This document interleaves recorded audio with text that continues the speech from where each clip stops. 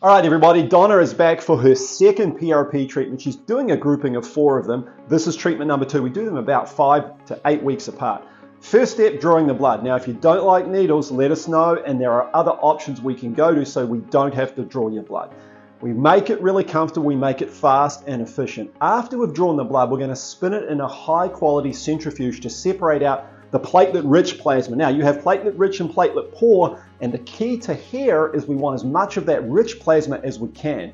And once we draw it off, we're typically getting up to 5 times concentration so far as the strength of and purity of the growth factors. This takes a few minutes. It is then prepped to be re-injected back into the top of the scalp. Now, the area of concern will be discussed with you before the treatment. We try to make sure that this is very quick and very efficient. Little discussion here about where we're going to apply the product.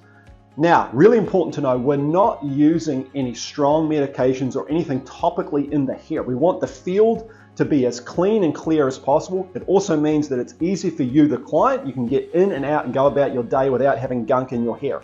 We are using a little chiller. This is a great device. It's numbing the spot we're injecting into, and you can see how we're just working through that field here. This part of it takes about 10 minutes.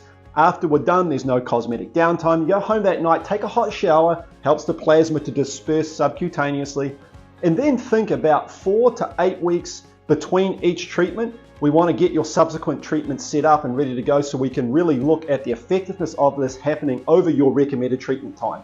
PRP at We Grow Hair Indy.